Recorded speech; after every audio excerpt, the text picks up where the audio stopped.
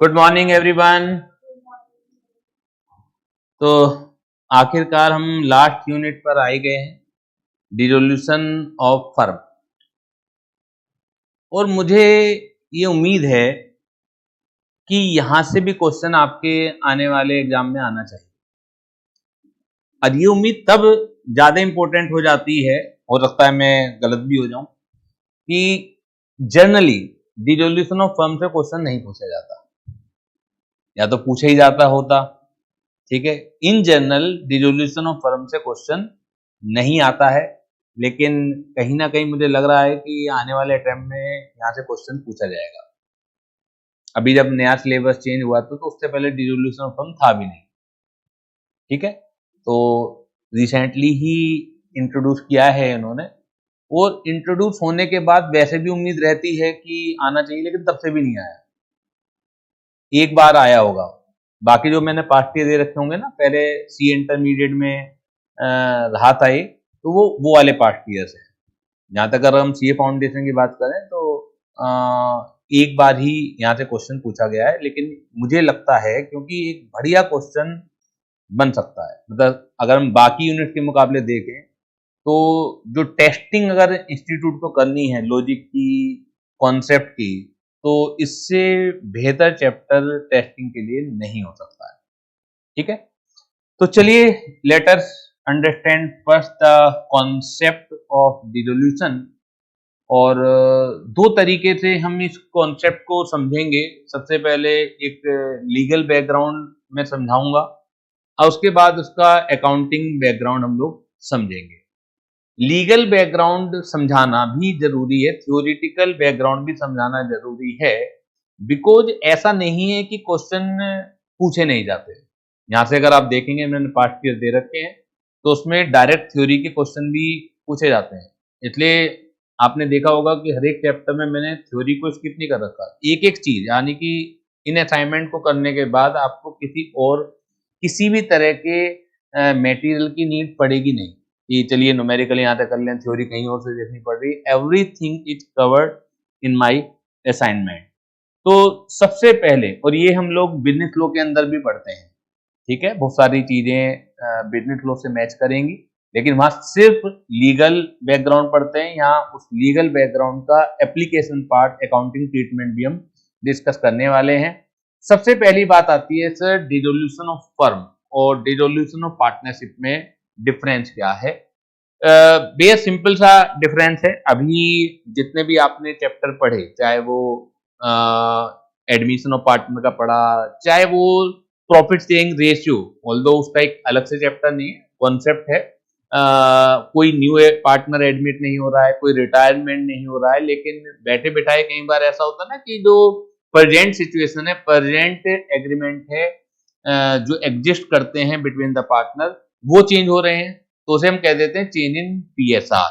ठीक है, तो चाहे वो सिचुएशन हो, चाहे रिटायरमेंट की हो, चाहे डेथ की हो, जब भी एग्जिस्टिंग कंपोजिशन पार्टनरशिप में चेंज होगा, वो सब चीजें डिसोल्यूशन ऑफ पार्टनरशिप कहलाती हैं, लेकिन डिसोल्यूशन ऑफ फर्म नहीं है।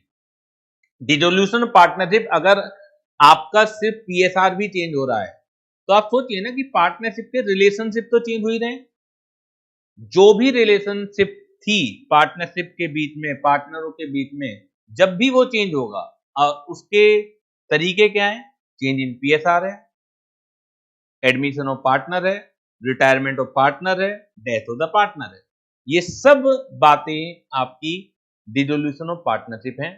डिसोल्यूशन ऑफ फर्म में क्या होता है कि जब सारे ऑपरेशन कंप्लीटली वाइंड अप हो जाए, कंप्लीटली शट डाउन हो जाए, जब पार्टनरशिप बिल्कुल ही खत्म हो रही है, तो that is called dissolution of firm.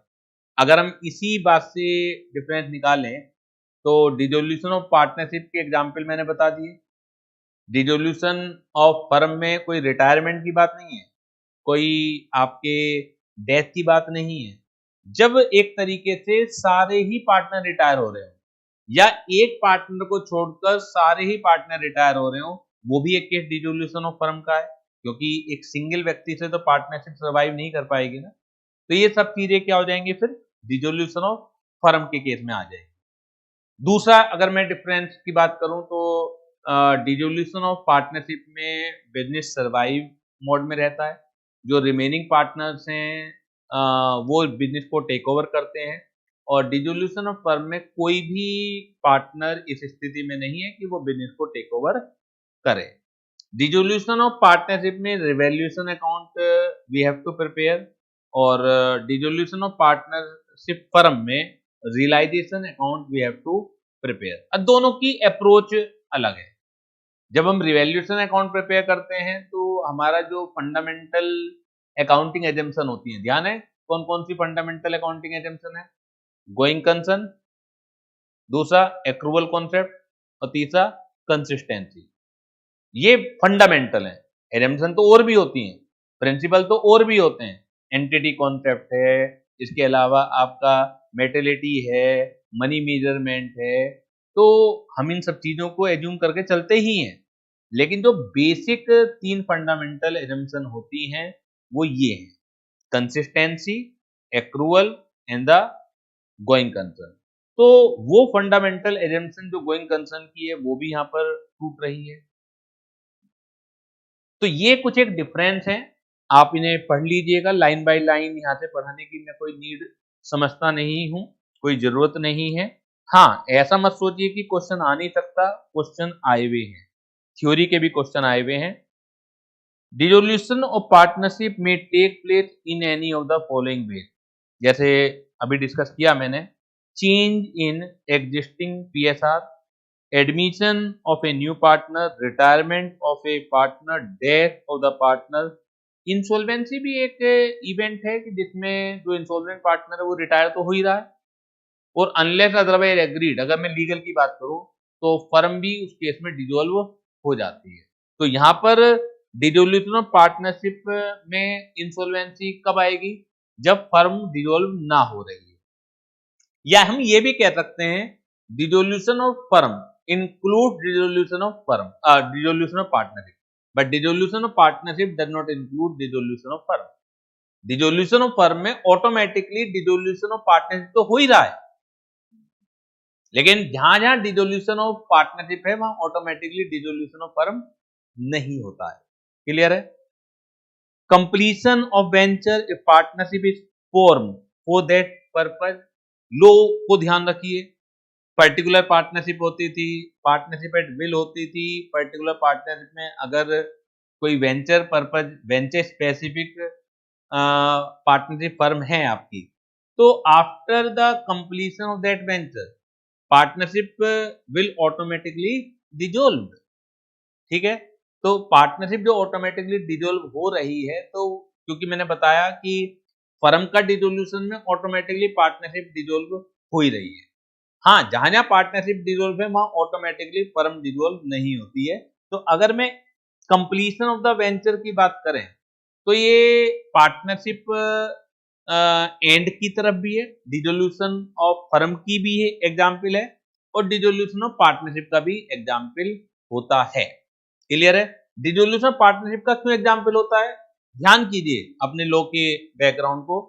अगर पार्टनर कंटिन्यू रखते हैं पर्टिकुलर पीरियड के समाप्त होने के बाद या पर्टिकुलर वेंचर के समाप्त होने के बाद भी, तो that partnership converted into partnership at will, क्योंकि ऐसा जरूरी नहीं है कि वो पार्टनरशिप डिसॉल्व ही हो। तो इन एग्जाम्पल को अच्छे तरीके से अंडरस्टैंड करना है कि अगर कहीं कोई चीज लिखी हुई है तो वो क्या सोच के लिखी हुई है। Expiry of the period of partnership if partnership is for specific period of time. तो लास्ट के दो एग्जाम्पल किस चीज के हैं? बेसिकली पर्टिकुलर पार्टनरशिप के हैं। डिसोल्यूशन ऑफ फर्म दो तरीके से होती है, या तो without the intervention of the court या with the intervention of the court. ठीक है, यहां पर मैं सारी चीजें समझा रहा हूं, लेकिन ये जो सब्जेक्ट मैटर है ये ज्यादातर डील लॉ में किया जाता है। लॉ में भी आपका पार्टनरशिप है और वहां पर पूरी डिटेलिंग में से हम डिस्कस करते हैं, वहां पर उस तरीके के तो क्वेश्चन आते हैं। यहाँ पर अगर आते हैं क्वेश्चन, थ्योरी भी आती है तो डायरेक्ट क्वेश्चन आएंगे, वहां पे केस स्टडी बन के नहीं आएगी। मेन हमें जो डील करना है वो इसका अकाउंटिंग ट्रीटमेंट पार्ट हमें यहाँ पर डिस्कस करना है। तो dissolution of firm take place in the following two ways. पहला है without the intervention of the court और दूसरा है with the intervention of the court. यानी कि कुछ स्थितियों में फर्म का डिसोल्यूशन आप खुद ब खुद करा सकते हो, आपको कोर्ट में जाने की जरूरत नहीं है। कुछ स्थितियों में कोर्ट में जाने की जरूरत पड़ती है। तो एक एक पॉइंट वहां पर डिस्कस हुआ है हमारा, तो यहां पर हमें वो लाइन बाय लाइन दोबारा से करने की जरूरत है नहीं, ठीक है, क्योंकि वहां पर हमने डिटेलिंग उस चीज की कर रखी है।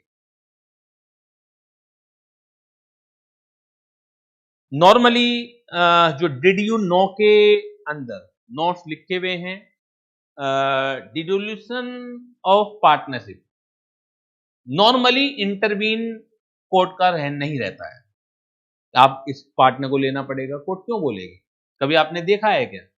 लॉ में भी पढ़ा है क्या? या इस पार्टनर को रिटायर होना पड़ेगा या आप चेंज इन पीएसआर करोगे? तो नॉर्मली डिसोल्यूशन ऑफ पार्टनरशिप में कोर्ट का इंटरवेंशन नहीं रहता, लेकिन डिसोल्यूशन ऑफ फर्म की अगर बात करें तो वो विदाउट द भी इंटरवेंशन हो सकता है और विद इंटरवेंशन ऑफ कोर्ट भी हो सकता है। इसके अलावा तीसरा पॉइंट ये लिखा हुआ है कि dissolution of firm automatically includes dissolution of partnership, but dissolution of partnership would not necessarily involve dissolution of the firm. Clear? Direct point. Mean हमारा स्टार्ट होना है settlement of account on dissolution में। Section 48 and section 49 दोनों ही important है, although इसका भी accounting treatment में बहुत ज्यादा फर्क नहीं आता है, लेकिन अगर हमें लॉजिक समझने हैं तो इन सेक्शन की जरूरत पड़नी ही पड़नी है कि डिस्ट्रीब्यूशन कैसे होगा, एप्लीकेशन ऑफ एसेट्स कैसे होंगी, ठीक है। तो सेक्शन 48 और सेक्शन 49 हमें ये बताएगा, जैसे सेक्शन 48 दो चीजों के बारे में हमें डिस्कस कर रहा है, ट्रीटमेंट ऑफ लॉसेस और एप्लीकेशन ऑफ एसेट। सबसे पहले मैं एप्लीकेशन ऑफ एसेट्स की बात करते हैं कि जो भी आपके पास अवेलेबल रिसोर्सेज हैं तो डिसोल्यूशन के समय उन्हें कैसे अप्लाई करोगे आप? अब बड़ा लॉजिकल है। First you have to apply your asset towards the payment of external liability. मेरी तरफ देखिए, first you have to apply your asset towards the payment of external liability, then after paying external liability apply your fund to pay partners loan, then after partners capital, और अगर अभी भी बच जाता है तो then distribute in partners in PSR। Capital always PSR में नहीं होती है, तो पहले कैपिटल जिनकी जितनी है पहले वो आपको दी जाएगी, और अगर बच जाता है सरप्लस तो वो कहां जाएगा? वो पीएसआर में डिस्ट्रीब्यूट होगा। ये ऑटोमेटिकली रूल है, ऑल्दो पार्टनरशिप एग्रीमेंट में इसके अगेंस्ट या इसे चेंज करते वक्त कुछ भी प्रोविजन हो सकता है। तो जो प्रोविजन है, जो क्वेश्चन है, फिर वो हमें फॉलो करना पड़ेगा, लैंग्वेज को फॉलो करना पड़ेगा। हम रिटायरमेंट में भी देख के आए, डेथ में भी देख के आए, एडमिशन में भी देख के आए। तो ये तब है रूल जब partnership deed, partnership arrangement, partnership agreement is silent कि फंड का एप्लीकेशन कैसे होगा। तो ये ऑटोमेटिकली रूल है। कैसे है रूल?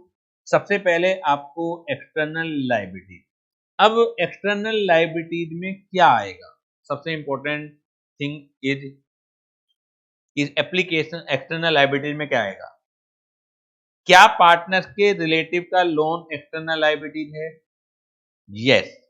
पार्टनर का लोन एक्सटर्नल लायबिलिटीज नहीं माना जाएगा, क्योंकि उसे हमने सेकंड स्टेज हियरार्की में, पेमेंट के केस में हियरार्की में हमने सेकंड नंबर पर दे रखा है, ठीक है। लेकिन पार्टनर की वाइफ एक्सटर्नल लायबिलिटीज मानी जाएंगी, पार्टनर का बेटा एक्सटर्नल लायबिलिटी माना जाएगा, पार्टनर का रिलेटिव, जब मैं वाइफ की ही बात कर रहा हूं वो एक्सटर्नल है, तो बाकी रिश्तेदारी तो वैसे भी एक्सटर्नल ही होंगी, बाकी तो उससे दूरी की रिश्तेदारी होती है।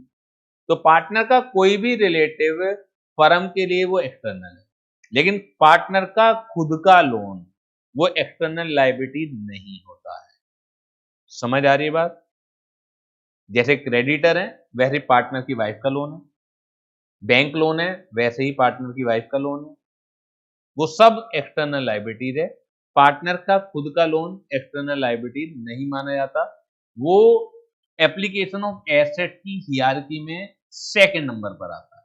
वो एप्लीकेशन ऑफ एसेट की हियरार्की में कि हमें अपने fund at the time of dissolution कैसे अप्लाई करने हैं, वो सेकंड नंबर पर आएगा। और थर्ड नंबर पे क्या आएगा? पार्टनर की कैपिटल। और फोर्थ नंबर पे क्या आएगा? अगर सरप्लस स्टिल अगर बचा हुआ है तो वो उनके पीएसआर में डिस्ट्रीब्यूट हो जाएगा। तो पहले इतनी बात को हमें ध्यान रखना है। तो एक छोटा सा क्वेश्चन इसी बात को समझाने के लिए, all the partner of the firm have decided to close the business, now there is a disagreement, Ria, a partner, wants her loan 1,50,000 to be paid before any partner capital is returned. But Kunal, another partner, believes that capital of the partner should be paid first and then loan. Who is right? Ria is right or Kunal is right? So in this question, Ria is absolutely right. क्योंकि जो section 48 कहता है वो ये कहता है partners loan should be paid first before any repayment of partner capital. Clear है? यही आंसर आपको लिखना है। क्वेश्चन नंबर 2 जो है, all the partner decide to dissolve the firm on 1st March 24. Rohan, a partner, demands that his loan of 90,000 to be paid before payment of loan taken from Mrs. Arohi. Mrs. Arohi 25,000. But Karan, another partner, says that Mrs. Arohi loan should be paid first before repaying Rohan loan. Mrs Arohi यहाँ पे कुछ ऐसा तो बता नहीं रखा कि Mrs आरोही कोई पार्टनर है। मिसिज आरोही बता रखी है तो हो सकता है आरोही पार्टनर हो, लेकिन in that case also Mrs Aarohi is an external liability. In every case Mrs Aarohi loan is an external liability. और सेक्शन 48 हमें कहता है कि आपको external liability should be paid first before repayment of partners loan. तो यहां पर कौन सही है कौन गलत है? करण इज करेक्ट, क्योंकि करण यही दावा कर रहा है कि पहले आपको मिसेज आरोही का लोन का रीपेमेंट करना पड़ेगा। And practical question number 3, Mehul and Tanvi are partner in a firm sharing profit in the ratio of 4:1. Mrs. Mehul had given a loan 30,000 to the firm and firm had also taken a loan of 15,000 from Tanvi, a partner. तो एक तरह से Mrs Mehul partner है, मेहुल और Tanvi partner है, लेकिन partner relative और partner का लोन सेक्शन 48 दोनों में साफ साफ अंतर करता है कि सबसे पहले एक्सटर्नल लायबिलिटीज पेमेंट होंगी, यानी कि पार्टनर रिलेटिव का लोन पेमेंट होगा। फर्म डिसॉल्व हुई और टोटल अमाउंट जो रियलाइज हुआ एसेट से वो 35,000 हुआ।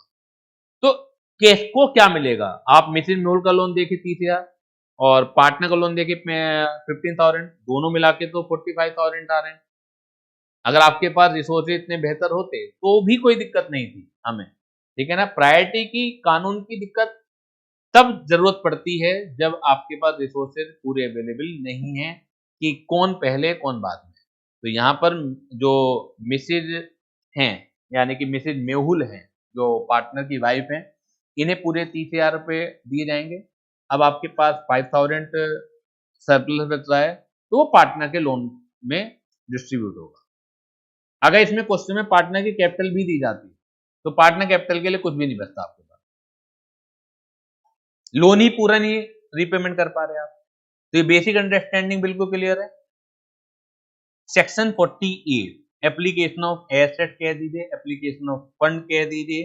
अभी हमने ट्रीटमेंट ऑफ लॉसेस की वहां जिक्र नहीं करा, वो मैं जब उस कॉन्सेप्ट पर आऊंगा तो तभी जिक्र कर दूंगा, छोटा सा कॉन्सेप्ट है। सेक्शन 49 आपको ये बताता है कि फर्म के डेट और प्राइवेट डेट को किस तरह से आपको लेना है। ये भी हम बाद में सीखेंगे, अभी मैं आज की क्लास में सिखाने वाला नहीं हूँ, ठीक है, बाद में हम इस चीज को सीखेंगे।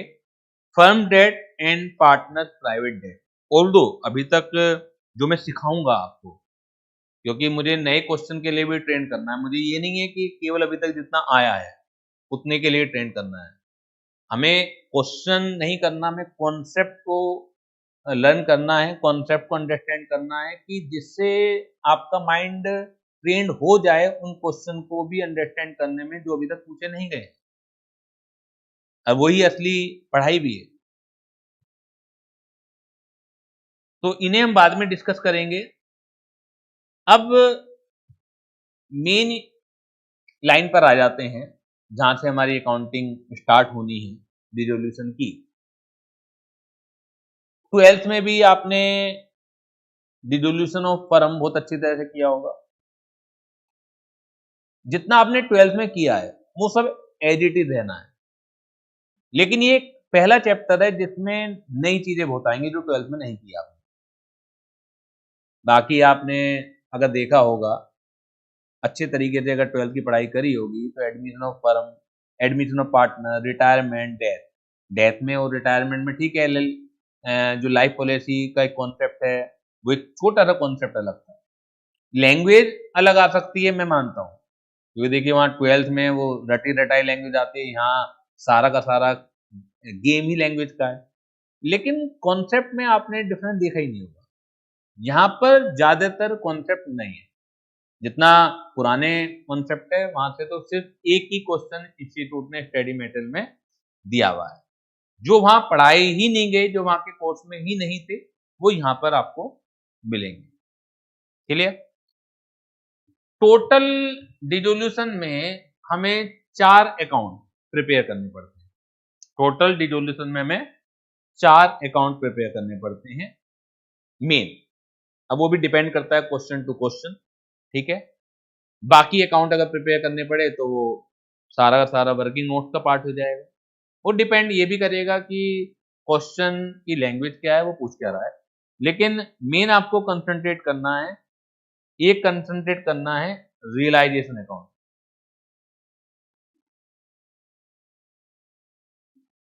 रियलाइजेशन अकाउंट, दूसरा पार्टनर लोन अकाउंट। पार्टनर के लोन भी 2 तरीके से हो सकते हैं, फर्म के लिए वो लायबिलिटी भी हो सकती है, फर्म के लिए वो एसेट भी हो सकती है। अगर फर्म ने पार्टनर को लोन दिया हुआ है तो फर्म के लिए वो एसेट है, और अगर फर्म ने पार्टनर से लिया हुआ है तो वो फर्म के लिए लायबिलिटी है। तो इसका ट्रीटमेंट हम देखेंगे कैसे करना है। तीसरी चीज है partner capital account,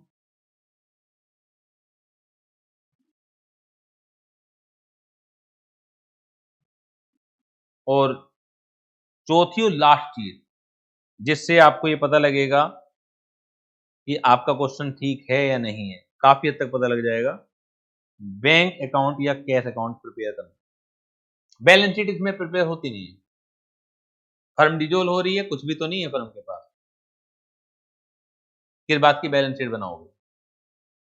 cash account या बैंक अकाउंट आपका मैच कर जाना चाहिए, ना कोई सरप्लस बचना चाहिए किसी भी तरह का, ना डेबिट में बैलेंस बचना चाहिए, ना क्रेडिट में बैलेंस बचना चाहिए।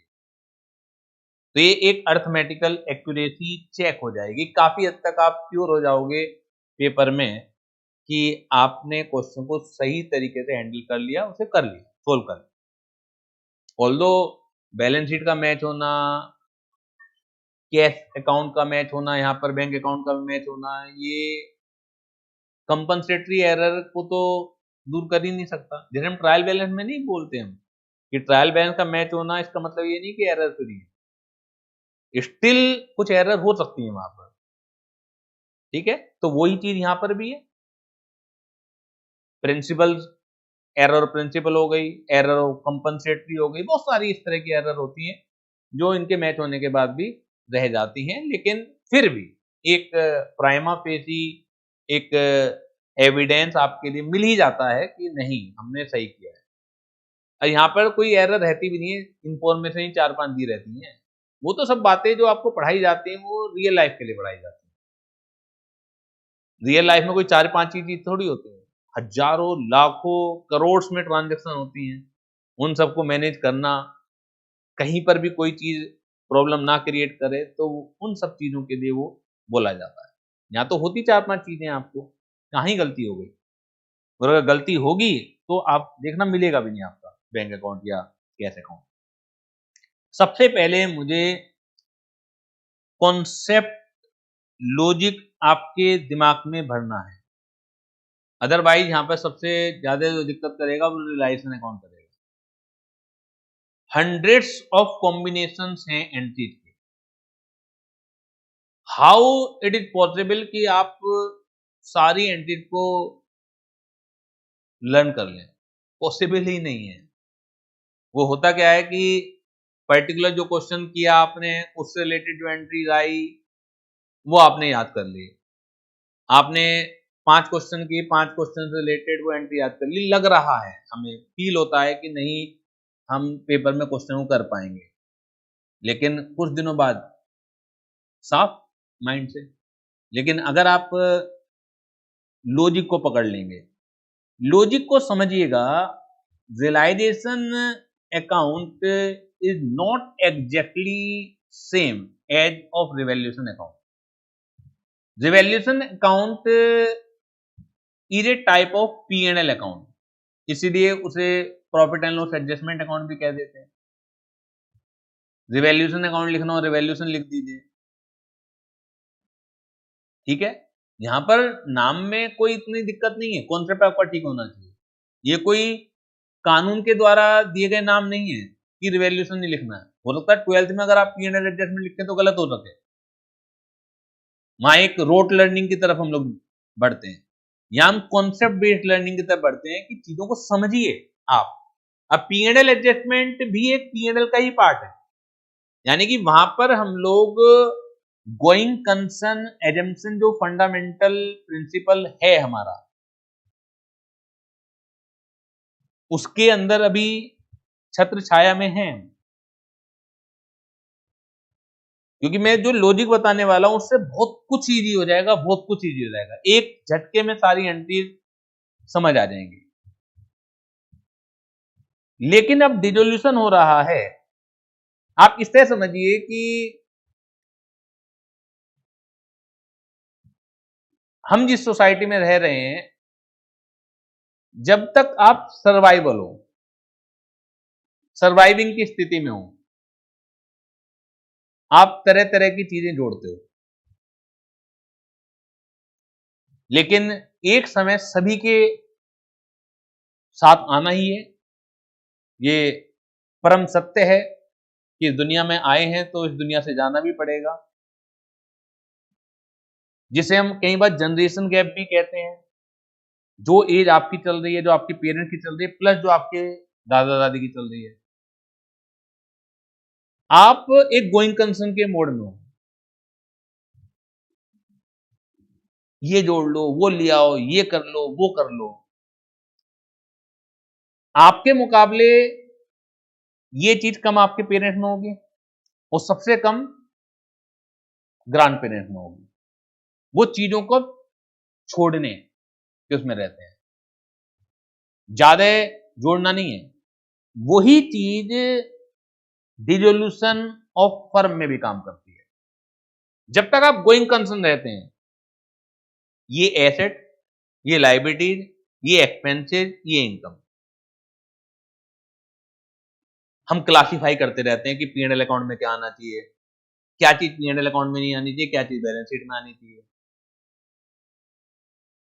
हमारा, हम कोई आउटफ्लो कर रहे हैं, बिजनेस, आपने बिल्डिंग खरीदी, समझने की कोशिश कीजिएगा, वो भी एक आउटफ्लो है। Building account debit to bank account. आपने किसी व्यक्ति को सैलरी दी, वो भी एक आउटफ्लो है। Salary account debit to bank account या कैश अकाउंट। लेकिन नहीं जी, गोइंग कंसर्न है और बिल्डिंग P&L अकाउंट में नहीं आएगा। आपने ये एंट्री तो दोनों जगह शामिल होंगी, लेकिन क्या P&L अकाउंट बनाते हुए P&L account debit to building करते हो आप? लेकिन सैलरी बनाते हुए P&L account debit to salary तो करते हो। सैलरी को या जो हमारे एक्सपेंसेस हैं उन्हें राइट ऑफ साथ ही साथ कर देते हो। एसेट और लायबिलिटी को राइट ऑफ नहीं करते आप, उन्हें संभाल के रखते हो, उन्हें नया नाम दे देते हो, और एक्सपेंसेस को भी अलग अलग नाम से ट्रीट करते हो। तू भाई एडवर्टाइजमेंट का खर्चा है, तू भाई सैलरी का है, तू भाई वेजेज का है। वेजेज है तो ट्रेडिंग अकाउंट में ऊपर आना चाहिए, सैलरी है तो पीएनएल अकाउंट में नीचे आना चाहिए। ये एक तरह से रिश्तेदार नातेदार हैं आपके लिए, इस तरह समझिए आप कि सबको आपने अलग अलग नाम दे रखे हैं। लेकिन जब आप परम सत्य को छूने वाले हो, ये सारी रिश्तेदारी खत्म। और वही रियलाइजेशन का मेन आधार है। एक ही झटके में आपको समझ में सारी चीजें आ जाएंगी। सारी एसेट और लायबिलिटीज को त्याग दो, रियलाइजेशन में समर्पित कर दो। सबसे पहला काम रिजोल्यूशन में यही होना है। मोह माया के लालच में मत पड़िए, सारी एसेट और लायबिलिटीज को समर्पित कर दीजिए रियलाइजेशन में। समर्पित करने का मतलब है एक तरीके से उनके बैलेंस को राइट ऑफ कर दीजिए। और राइट ऑफ कैसे होते हैं? जितनी भी एसेट्स होंगी, जितनी भी एसेट्स होंगी वो सब डेबिट बैलेंस लिए हुए हैं, तो राइट ऑफ कैसे होंगी? उन्हें क्या करना पड़ेगा? क्रेडिट। उन्हें क्या करना पड़ेगा? क्रेडिट। तो डेबिट किसे करोगे? Realisation account debit to sundry asset account. Realisation account debit to sundry asset account, यानी कि to building, to plant and machinery. जितने भी एसेट के नाम आपने खोले हुए हैं एक झटके में त्याग दीजिए, किसी से प्रेम मत रखिए। कोई काम आने वाली नहीं है, आप ही खत्म होने वाले हो। मतलब मेन लॉजिक यही है पूरे रिलेशन का। जब तक आपके गोइंग कंसर्न थी बहुत परेशान रहते थे, अब गोइंग कंसर्न नहीं है, परेशानी खत्म। सारी एसेट के बैलेंस इस एंट्री से राइट ऑफ हो जाएंगे या नहीं हो जाएंगे? यानी कि अब आपके पास ये एंट्री पास करते ही कोई एसेट आपके पास बुक में नहीं है, फिजिकल है। फिजिकल खत्म नहीं हो रही है, बिल्डिंग तो आप ही की है, प्लांट एंड मशीनरी तो आप ही की है, डेटर से पैसा लेना है आप ही के हैं। हाँ, बुक्स में खत्म, क्योंकि फिजिकल एग्जिस्टेंस और बुकिश एग्जिस्टेंस में डिफरेंस होता है। कई बार हमारे पास फिजिकल एग्जिस्टेंस होती, बुक में नहीं होती। हमने पढ़ा नहीं कि रिटायरमेंट के समय, हमने पढ़ा नहीं एडमिशन के समय अनरिकॉर्डेड एसेट हमें मिली, तो उसे पहले अकाउंट में लाते थे, रिवैल्यूएशन के समय उसे प्रॉफिट मानते थे, उसे बुक्स में तो लाते थे। तो यहां से बुकिश एंट्री सारी की सारी खत्म। इसी तरीके से हाँ, सन्ड्री एसेट में जो आएगा एक्सेप्ट कैश ऑब्लिक बैंक, उसका अलग से हमें अकाउंट बनाना है, उसकी अभी इंपॉर्टेंस खत्म नहीं हुई है। एक्सेप्ट फिक्टिशियस एसेट, यानी कि debit balance of profit and loss account, इन्हें कहते हैं फिक्टिशियस। एक होते नॉट टेंजिबल, इनटेंजिबल। मैं इंटेंजिबल की बात नहीं कर रहा। Goodwill is intangible asset which you can not touch, patent is intangible asset which you can not touch, but it is a real asset. लेकिन debit balance of PNL account ये क्या है? ये बिक सकता है क्या आपका?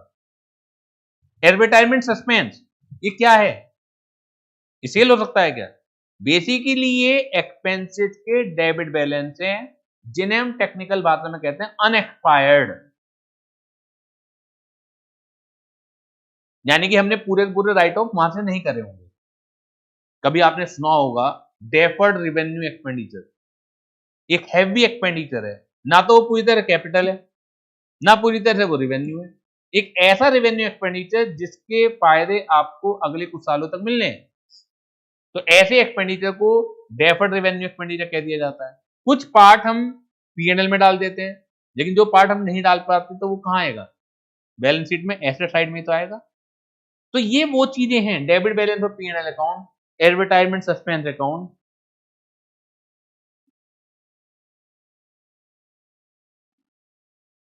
ठीक है। पार्टनर लोन अकाउंट,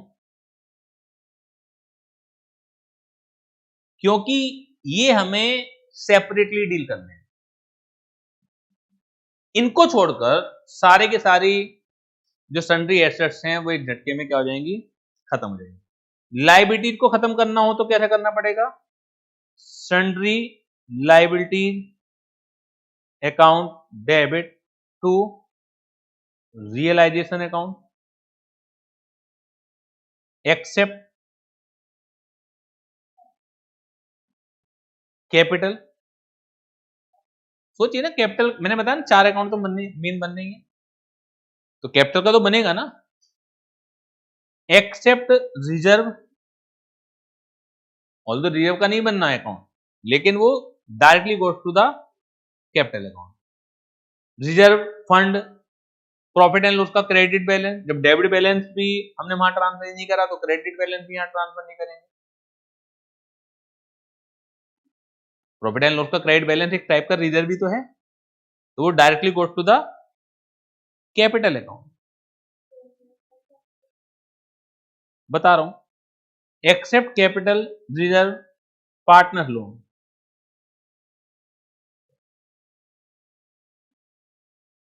ये सारे के सारे छोड़कर बाकी सारे आप ट्रांसफर कर दीजिए कहां पर, रियलाइजेशन में, sundry liability account debit to realisation account. ठीक है। यहां ये ध्यान रखिएगा कि जब आप एसेट को ट्रांसफर करेंगे, कुछ रिजर्व प्रोविजन की नेचर के होते हैं, क्योंकि प्रोविजन, रिजर्व और फंड, इन तीनों में डिफरेंस होता है टेक्निकली। वो एक अलग बात है कि हम नॉर्मली अकाउंटेंसी करते वक्त आपस में इन्हें इंटरचेंज कर देते हैं, लेकिन वैसे डिफरेंस है, क्लियर कट डिफरेंस है, उतनी एक्सपर्टाइजेशन अभी आपसे उम्मीद नहीं की जाती।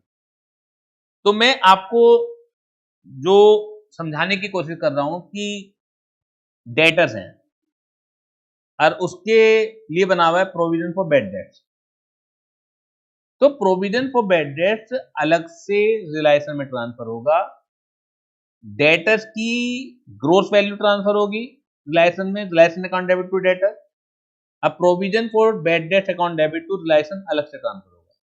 जो स्पेसिफिक रिजर्व है वो रिलायसन में ही जाएंगे। स्पेसिफिक रिजर्व का मतलब क्या होता है, प्रोविजन फॉर डेप्रीसिएशन, ये डेप्रीसिएशन यानी कि एसेट की के डेप्रीसिएशन को कवर करने के लिए आपने बनाया हुआ है। Investment fluctuation fund, investment fluctuation reserve, this is also a specific reserve, तो it goes directly to the realisation account,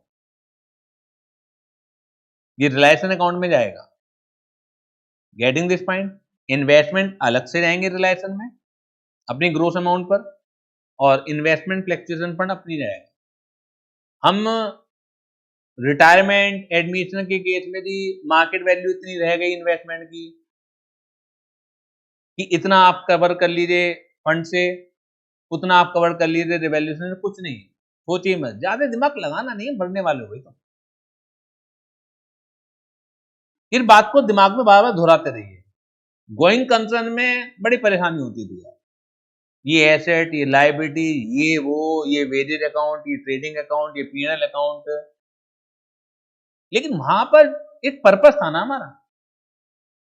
अब यार जीवन का कोई उद्देश्य नहीं है, फटाफट बताइए कि क्या प्रॉफिट क्या लॉस, कितने कितना देना है, किससे कितना लेना है, बस खत्म। क्यों झंझट में पड़ रहे हो, इस बात को दिमाग में बार बार घुमाते रहिए अपने, वही लॉजिक है इसका, अदरवाइज सारी एंट्री चेंज हो जाएंगी यहां पे। तो वो चेंज क्यों नहीं है उसका लॉजिक तो पकड़ना पड़ेगा, नहीं तो आप तो पुराने जो इतने सालों से एंट्री बनाते हुए आ रहे हो उसी तरीके से एंट्री बनाते रहोगे तुम। यहां पर क्यों चेंज हो रही हैं, क्यों अलग अलग कर रहे हो उन्हें, हर चीज का एक पर्पज होता है। मैंने शायद ये भी बताया होगा तुम्हें कि ट्रेडिंग अकाउंट में चीजें क्या आ रही हैं, पीएनएल में क्या आ रही हैं, लेकिन जो मैन्युफैक्चरिंग कंसर्न होती हैं उस ट्रेडिंग अकाउंट को भी तो पार्टों में डिवाइड कर देती हैं, मैन्युफैक्चरिंग अकाउंट, ट्रेडिंग अकाउंट, फिर पीएनएल अकाउंट। और इवन बहुत सारी एंटिटी ऐसी हैं पीएनएल को भी अलग अलग पार्टों में डिवाइड करती हैं, operating profit, non operating profit. तो हर चीज जो भी तुम कर रहे हो उसके पीछे कुछ ना कुछ लॉजिक तो होगा। अब क्या लॉजिक है कि हम अलग अलग कर रहे हैं? मरने वालों परेशान मत हो, अब बहुत दिमाग लगाना पड़ता है उन चीजों में। ये कह रहे हैं कि सबको समर्पित कर दीजिए रियलाइजेशन में, कुछ चीजों को छोड़ दिया हमने। ऑल्दो मैं आप बताऊं कि ये भी कोई परफेक्ट, क्योंकि सीए है, मैं बता सकता हूं अपनी ओपिनियन को, ठीक है। आप जैसे मैं बता रहा हूं कि इन्वेस्टमेंट फ्लक्चुएशन फंड को रिलायंस में ट्रांसफर कर दीजिए, अगर डायरेक्टली कैपिटल में ट्रांसफर कर देते तो भी कोई फर्क नहीं पड़ना, और इजी हो जाता मेरे लिए बच्चों को समझाने के लिए कि जितने भी रिजर्व हैं, चाहे वो स्पेसिफिक है चाहे वो आपके जनरल है, वो सारे के सारे आपके कैपिटल में जाएंगे। लेकिन यहां पर भी अभी इन्होंने डिस्टिंग्विश कर रखा है, फिलहाल यही मान लीजिए। रियल लाइफ में ये भी मत मानोगे तो कोई फांसी नहीं रहने वाली तुम्हारी। जब मैं 12th डिस्कस कर रहा हूंगा तो मुझे उन नियमों से बंधना पड़ता है कहीं ना कहीं जो 12th में काम आने हैं। जब मैं सीए फाउंडेशन डिस्कस कर रहा हूं तो मुझे कहीं ना कहीं उन नियमों से बंधना पड़ता है, ऑल्दो रियल लाइफ इससे अलग है। तो मैं अपने बैच के दौरान नंबरों की भी बात कर रहा हूं और खास तौर से माइंड को ट्रेन भी कर रहा हूं। माइंड को ट्रेन करने से आपके लिए बहुत आसान हो जाती है चीजें कि आप सिर्फ मगिंग अप नहीं कर रहे हो कि फिलहाल हम यहां के लिए वो काम कर रहे हैं। आपने कल एक क्वेश्चन जब किया, जो एंट्री रिवैल्यूएशन में जानी थी, प्रॉफिट रिवैल्यूएशन का एक प्रॉफिट था, करंट अकाउंट खुले हुए थे, उसमें रिवैल्यूएशन का प्रॉफिट करंट अकाउंट में जाना चाहिए था, लेकिन जब स्पेसिफिक बोल दिया, अब बोलने वाला कौन है रियल लाइफ में? कोई जज साहब आएंगे? हम 4-5 पार्टनर हैं, हम तय कर रहे हैं ना कि कहां जाना है, हमसे ऊपर कौन? यहां तो एक नियम बना दिए हैं बस। रियल लाइफ में किसी नियमों से बंधे हुए नहीं हो आप, क्योंकि कोई डायरेक्टली इन चीजों को कंट्रोल करने के लिए कानून मौजूद नहीं है। कंपनी में नियमों से बंधे वो मजबूरी है हमारी, हर चीज बिल्कुल आपकी उसी तरीके से जाएगी। तो ये माइंड भी ट्रेन कर रहा हूं मैं कि चाहे मैं यहां कुछ कर रहा हूं, चाहे आप 12th में कुछ करते हैं, चाहे आगे कुछ करेंगे, तो कुछ ना कुछ हम यहां पर नियमों से बंधे हुए, लेकिन यहां पर फिर भी हम आजाद हैं बहुत सारी चीजों से। हमें कोई ना कोई एक बाउंड्री में तो रहना ही पड़ेगा, तो वो बाउंड्री में बना रहा हूं। ऑल्दो अगर आप उन्हें कैपिटल अकाउंट में भी ट्रांसफर कर देते हैं तो कोई फांसी नहीं लगने वाली, रियल लाइफ में तो बिल्कुल ही नहीं लगने वाली। लेकिन कोई चांस ना छूटे इसलिए जो स्टडी मटेरियल में है उससे बंध लें ज्यादा बेहतर। कुछ पूछना चाह रहे हो तो समझ आ गया। जितने भी स्पेसिफिक रिजर्व है, चाहे वो प्रोविजन फॉर डेप्रिसिएशन है, चाहे वो provision for bad dates reserve है, चाहे वो इन्वेस्टमेंट फ्लक्चुएशन फंड है, स्पेसिफिक क्यों कह रहा हूं, इनके अगेंस्ट कुछ ना कुछ लाइबिलिटी कह दीजिए या एसेट के लॉसेज को या एसेट के उतार चढ़ाव को कवर करने के लिए बने हुए होते हैं। तो ये रिजर्व अलग से रिलायंस में जाएंगे, इनकी जो एसेट जिनके अगेंस्ट ये बने हुए हैं वो ग्रोस अमाउंट पर आपकी रिलायंस में जाएगी। ये चीज बिल्कुल क्लियर हो गई, बिल्कुल क्लियर हो गई ट्रांसफर करना, क्योंकि मैं आज की क्लास में रिलायंस अकाउंट काफी हद तक कवर कर दूंगा।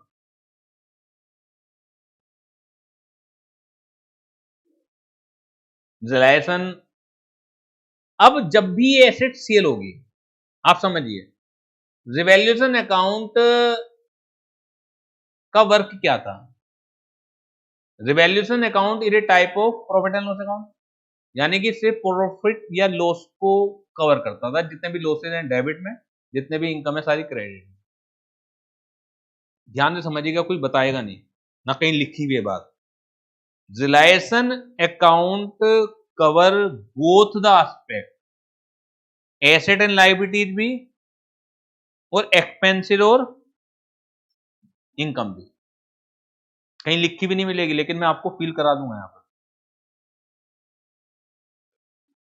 रिवैल्यूएशन अकाउंट में सिर्फ प्रॉफिट या लॉस की ही आइटम आती थी, एसेट और लायबिलिटी की नहीं आएंगी।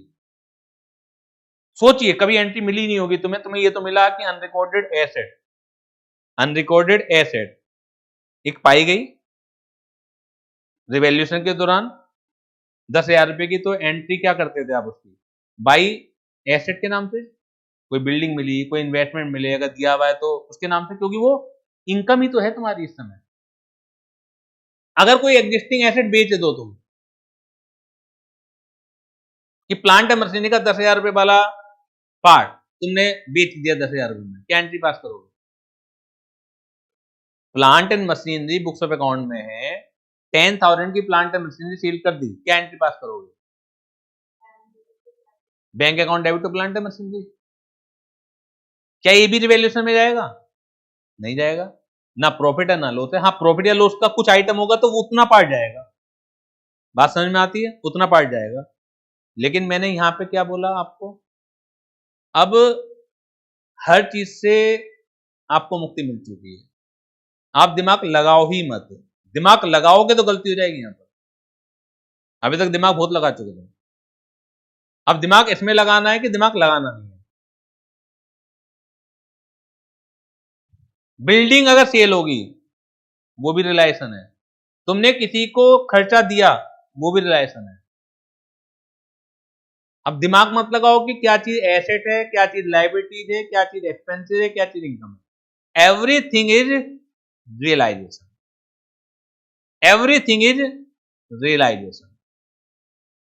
यहां पर दिमाग इस बात के लिए लगाना है कि दिमाग लगाना नहीं है, इस बात को समझ लीजिए।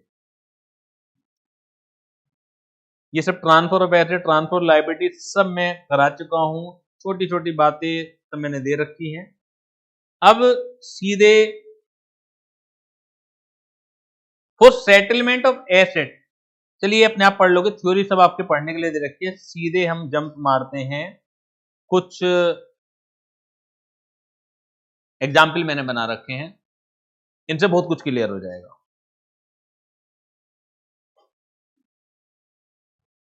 सेल्फ के लिए थ्योरी दे रखी है, ऑल तो नहीं भी पढ़ोगे, मैंने इतना डिटेलिंग में कर दिया कि कोई जरूरत नहीं होने पढ़ने। ये उस समय की बातें अगर आप भूल जाओ, लेकिन जो लॉजिक मैंने क्रिएट कर दिए हैं वो थ्योरी में लिखे नहीं जाते कहीं भी।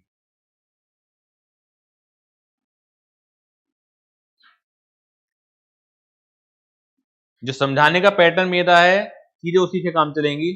Building book value 1,40,000 sold for 2 lakh through a broker who charge 5% commission on the deal. एक बिल्डिंग जिसकी बुक वैल्यू 1,40,000 रुपए थी, 2 लाख की आपने सेल करी through a broker who charge commission 5%। क्या आया आपके पास? पैसा आया 2 लाख रुपए, उसमें से 5% कमीशन हटाने के बाद, तो 2 लाख का 5% कितना आ जाएगा? 10,000। इसका मतलब आपके पास कितना आया? बस। क्या आया क्या गया इतना ध्यान रखो, किस चीज के लिए आया किस चीज के लिए गया छोड़ दो। किस चीज के लिए आया वो रिलायसन है, किस चीज के लिए गया वो भी रिलायसन है। एंट्री बनेगी bank account debit to realisation account. कोई मुझे ये याद नहीं रखना कि बिल्डिंग कितने की थी कितने की गई, कमीशन कितना चार्ज हुआ, मुझे ध्यान रखना ही नहीं है। सिर्फ सिवाय इसके कि भाई क्या आया, वो आया तुम्हारे पास पैसा, जिसे हम बैंक या कैश अकाउंट डेबिट के रूप में लिखेंगे। कितना आया? 1,90,000 और टू रियलाइजेशन अकाउंट, जिसके भी आप अलग से अकाउंट नहीं बना रहे हो। Everything is now realise.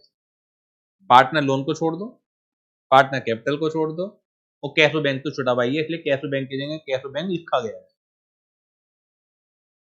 दुनिया से मुक्ति लेने वाले हो, सारे मोह माया छोड़ दो, परम सत्य को याद रखो, भगवान को। यहां परम सत्य है रियलाइजेशन, इसी को ध्यान रखो। बाकी 3 चीजों को याद रखना है।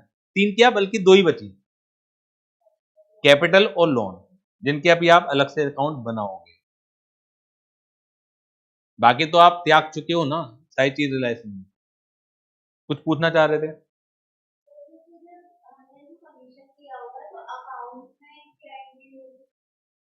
कुछ नहीं करना। अगर डिसोल्यूशन के समय की बात कर रहे हो तो क्या करोगे?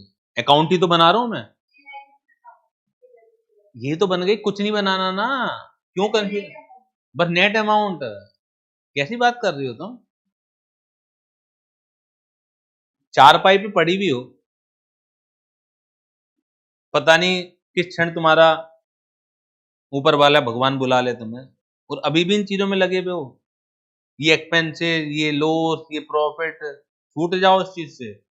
बस सिर्फ याद रखो कि क्या आया क्या गया। माइंड इस बात के लिए लगाना है कि कहां कहां माइंड नहीं लगाना। परेशानी ये आएगी कि आप माइंड लगाओगे। अभी तक माइंड खूब लगवा चुका हूं। चैप्टर भी देखो एंडी है, मुक्ति का मार्ग दे रहा है तुम्हें ये। अभी देखिए ना, अपने आप में चैप्टर भी एंड है और उसी तरह में पढ़ना भी है। दिमाग तो लगा चुके हो। Investment face value 8,000 and market value 6,000 was realized at 33% less in the open market.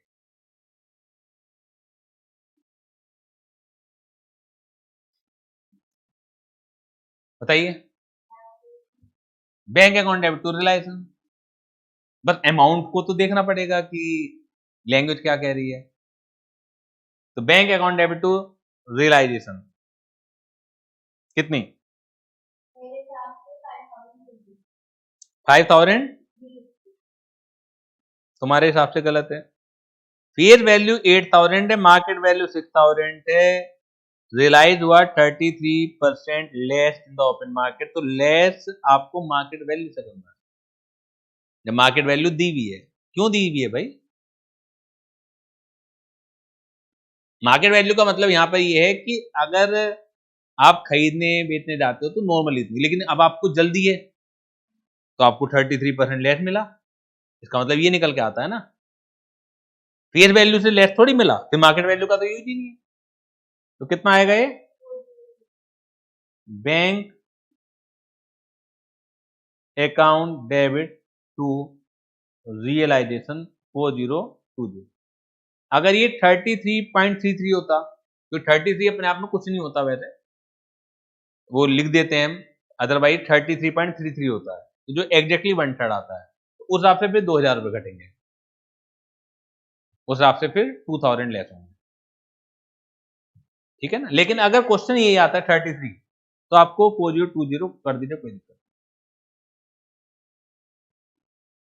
Debtors amounting to 1,40,000 were handed over to a debt collection agency which charged 5% commission. The remaining debtors were 47,000, out of which debtors 17,000 could not be recovered because the same become insolvent. तुम बताओ।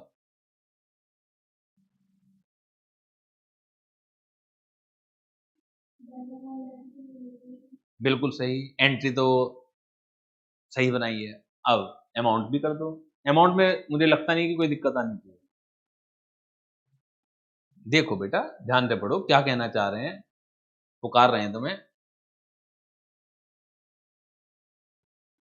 पढ़ लो, calculator से पहले पढ़ लो कि कहना क्या चाह रहा है।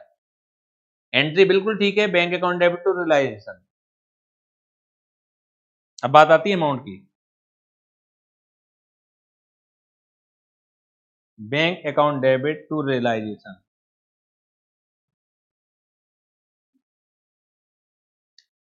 तुम बताओ। 1,63,000 कैसे निकाला? 1,40,000 के आपने डेटर हैंड ओवर कर दिए किसी कलेक्शन एजेंसी को, गुंडों को फोन आते हैं ना कि आपने इस बैंक से लोन ले रखा है, चुका दो, अदरवाइज ये कर देंगे, वो कर देंगे। तो डेट कलेक्टिंग एजेंसी वो कह रहे हैं हम कलेक्ट करके देंगे, 5% चाहिए। तो इसका मतलब 5% कम आएगा ना उनसे पैसा, तो 1,40,000 का 95% तुम्हारे पास ही आ गया। इसके अलावा भी डेटर्स थे तुम्हारे पास 47,000 के, जिसमें से कह रहे हैं कि 17 के तो तुम रिकवर नहीं कर पाओगे क्योंकि वो इंसॉल्वेंट हो गया। इसका मतलब बाकी के 30,000 को तो रिकवर कर ही लोगे। तो 30,000 वो जोड़ना है और जो 1,40,000 का 95% है वो जोड़ना है। तो टोटल कितना आ गया? 1,63,000। नेक्स्ट बताइए, furniture of 80,000 was sold for 68,000 by auctioneer and auctioneer commission amounting to 2,000.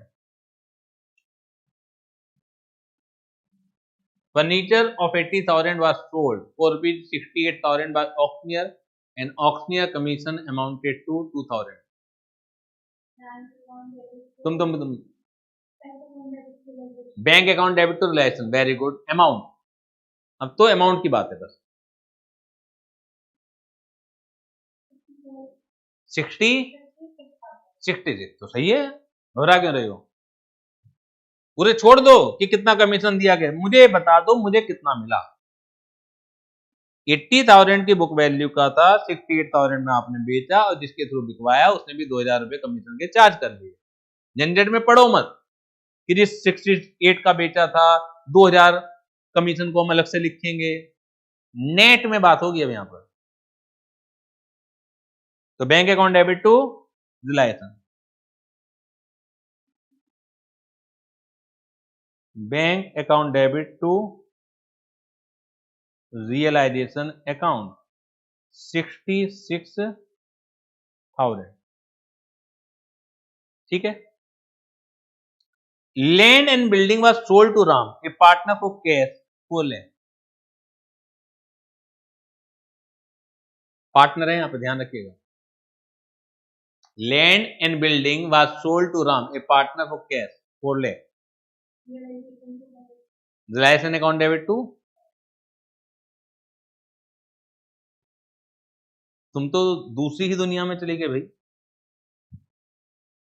To bank, to bank का मतलब पैसा आपके पास से जाएगा।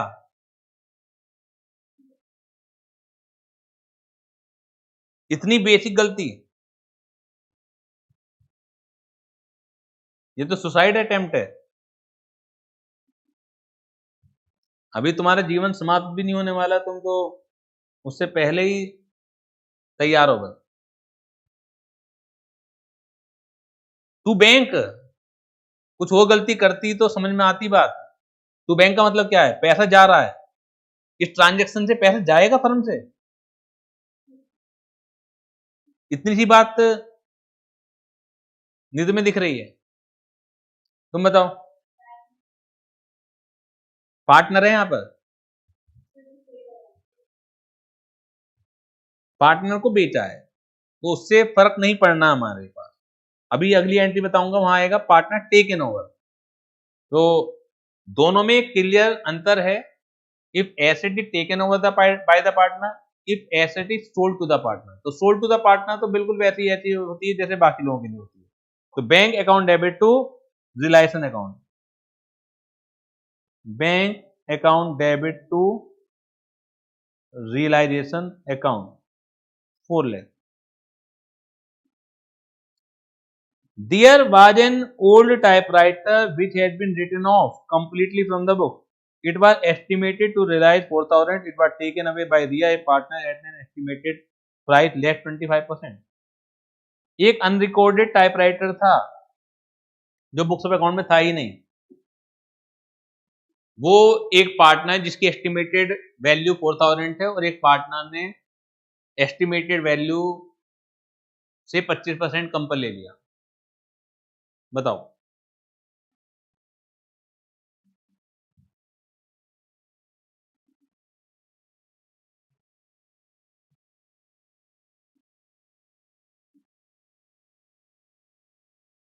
सोचो, माइंड ट्रेन करना है। सारे एग्जाम्पल जो मैंने दिया मैं यहाँ सारे डिस्कस नहीं करूंगा। मैं एक बार मैं कंफर्म हो जाऊं कि हर तरह की सिचुएशन कवर कर ली मैंने। Train your mind.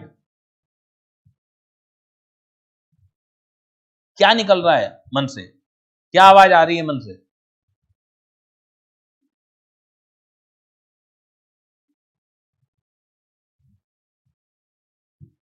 Normal case में क्या एंट्री बनाते तुम ये बता दो। तुम डिजोल्यूशन को भूल जाओ एक मिनट के लिए। नॉर्मल केस में क्या बनाते?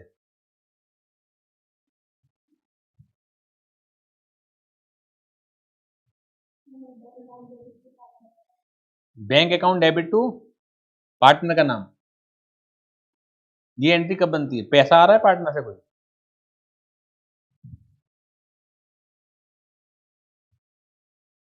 पैसा आ रहा है क्या पार्टनर से? तुम बताओ। कोई नहीं होगी।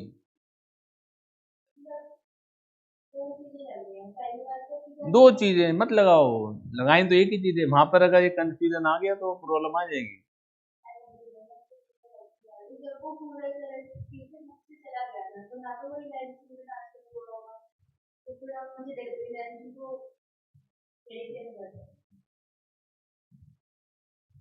This logic is completely wrong.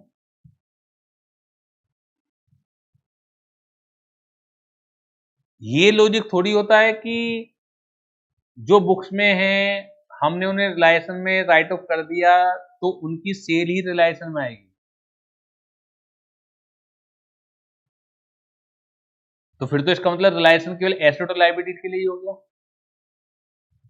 मैं दूसरी चीज नहीं बताई थी तुम्हें, एक्सपेंसेस और इनकम के लिए भी तो रिलायंस है। रिवैल्यूएशन में नॉर्मली क्या होता है, बाय रिवैल्यूएशन में करते हैं ना, वो प्रॉफिट होता है। तो अगर कोई चीज आपके बुक्स ऑफ अकाउंट में नहीं थी तो ये कंप्लीटली प्रॉफिट है, तो क्या हो गया? प्रॉफिट को रिकॉर्ड नहीं कर रहे क्या हम यहां पर? अरे कैसी बात कर रहे हो तुम तो मुझे झटके पे झटके दे रहे हो। फोर्थ पॉइंट, फर्नीचर 80,000 बात सोल्ड 68,000 और ऑक्शन ने 2,000 चार्ज करा, 66 मिले तुम्हें।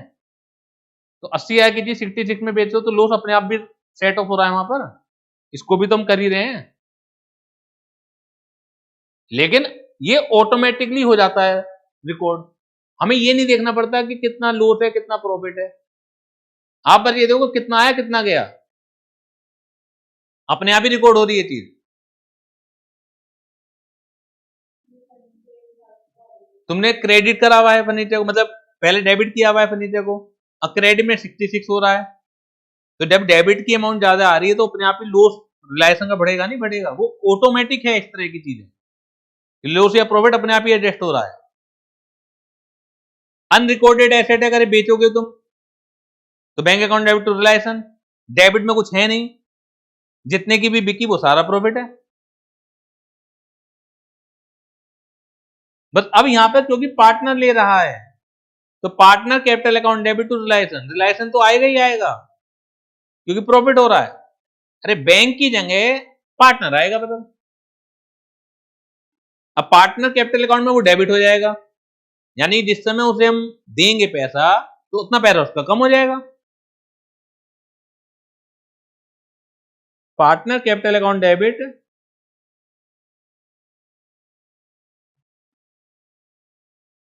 अपनी तरफ से नियम मत बनाया करो। 4,000 में से 25% लेस हो गए,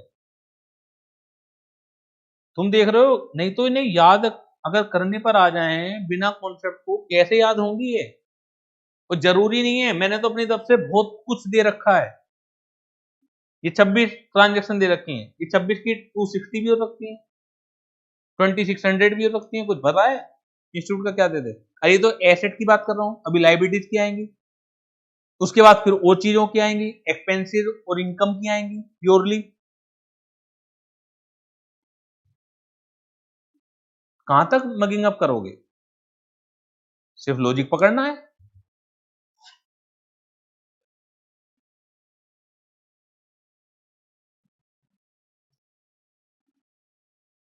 अब बता दो 7 अनरिकॉर्डेड फर्नीचर रियलाइज 5500।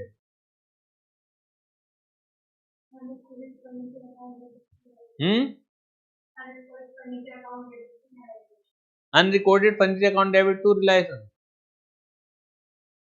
चारपाई का मुंह छूट नहीं रहा तुमसे, मरने वाली हो। फर्नीचर को फिर ले आई बुक्स में। अरे जो था रिकॉर्डेड उसे तो हमने खत्म करा, अरे जो रिकॉर्डेड नहीं है उसे तुम फिर ले आई। सोचो ना क्या कर रहे हो तुम। जो हमारी एसेट रिकॉर्डेड थी सबसे पहले हमने उन्हें त्यागा बुक्स ऑफ अकाउंट से, और ये तो ऑलरेडी त्यागा हुआ है, इसे फर्नीचर के नाम से क्यों डेबिट कर रही हो? इस लॉजिक को क्यों नहीं पकड़ पा रहे हो तुम कि अकाउंट खत्म करने की तरफ बढ़ो? तुम नए नए अकाउंट लगातार बनाए जा रहे हो। क्या ये लॉजिक समझ नहीं आता? अकाउंट खत्म करने हैं और सबसे पहला स्टेप वही करवाया मैंने अकाउंट खत्म करने का, और इस एंट्री को करके तुम एक नया अकाउंट पैदा कर रही हो।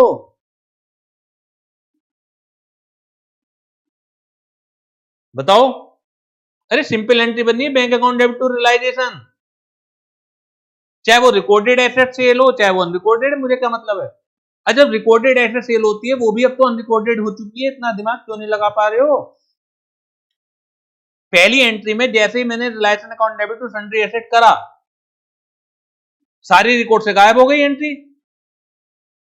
जब मैं उन्हें बेच रहा हूं वो भी तो अनरिकॉर्डेड ही हो गई। अब ये पहले से अनरिकॉर्डेड है।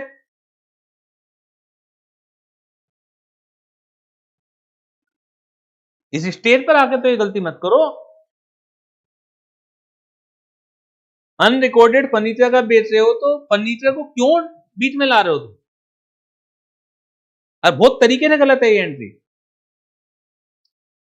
तो बैंक अकाउंट डेबिट टू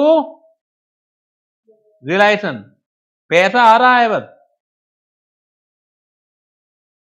पैसा आएगा तो रिलायंस का, जाएगा तो रियलाइजेशन का, बात खत्म।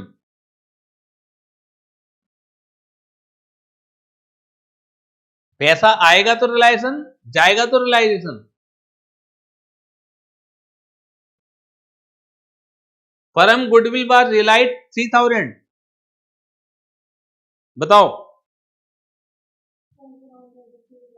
Bank account debit to realisation, बिल्कुल ठीक है। Bank account debit to realisation account, हमें लिख नहीं रहा हूं, जिसे लिखना है अपने आप लिख ले। Next, there was an old computer which was written off in the books of account in the previous year, the same was sold to a partner Nitin for 3000। बताओ, तुम्हें बताओ। There was an old computer which was written off in the books of account in the previous year. The same was sold to a partner Nitin for 3000. Bank account debit to रिलायंस, बिल्कुल सही। तुम जीत गए 10 करोड़ रुपए का इनाम। Next देखिएगा, नहीं सही में जीत गए तुम। द फर्म गुडविल वार, ये तो हो गया, हमने कहां तक पढ़ लिया था? 9 तक हो गया। 10, पारस a partner agreed to take over the firm goodwill not recorded in the books of the firm at a valuation of 30,000। इसको बता दो तभी मिलेगा इनाम तुम्हें।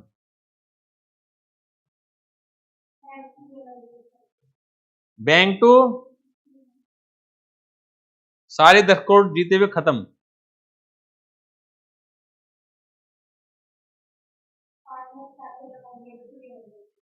अब ठीक है, लेकिन अब तो तुम हार गई। क्या partner capital account debit to realisation, तुम ये देखो ना बैंक क्यों बीच में ला रही, जब आया ही नहीं तुम्हारे पास। बैंक की जगह पार्टनर कैपिटल ले लेगा बस, बाकी रिलायंस तो अपनी जगह रहेगा, उससे पीछे छूटने वाला नहीं है, वो तो रहेगा बेचारा। तो partner capital account debit to रिलायंस। चलो फिर शुरुआत से 10 रुपए के नाम से शुरुआत करते हैं। Mitesh, an old customer whose account was 60,000 was written off as a bad debt in the previous year, paid 80%। एक ओल्ड कस्टमर है जिसका अकाउंट 60,000 आपने राइट ऑफ कर दिया था बैड डेट मान के, उसने 80% दे दिए।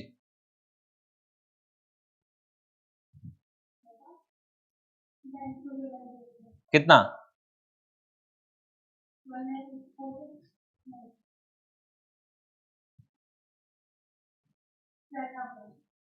12,000।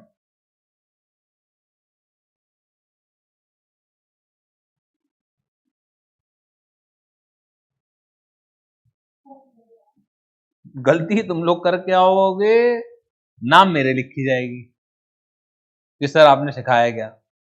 48,000, 12,000 तो लेस होने हैं, बाकी एंट्री ठीक है।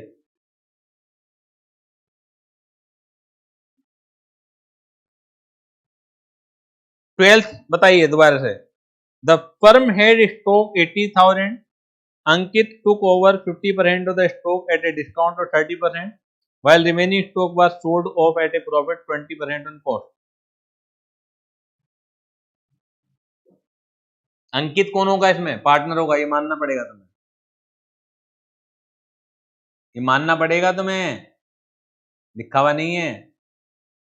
क्यों क्यों मानना पड़ेगा?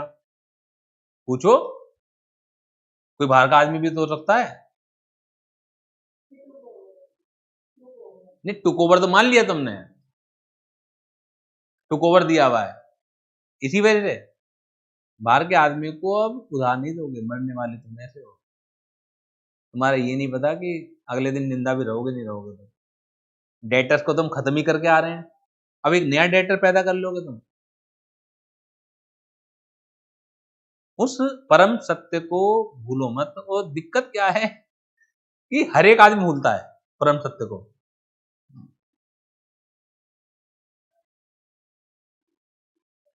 सच्चाई तो यही है, मरते वक्त भी हम लोग मोह माया कहां छोड़ पाते हैं, अब वही गलती करते हैं, वो यही हो रही है अभी।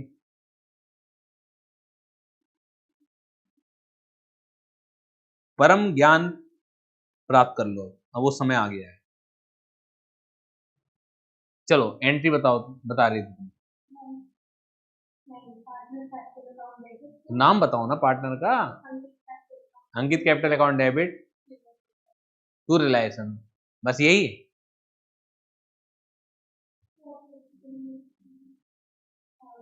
बस यही। रिमेनिंग स्टॉक जो उसने बेचा है उसका क्या? अरे इसमें कुछ स्टॉक लिया है अंकित ने, अब कुछ स्टॉक आपने बेचा है, तो जो बेचा है वो तो बैंक अकाउंट भी डेबिट होगा।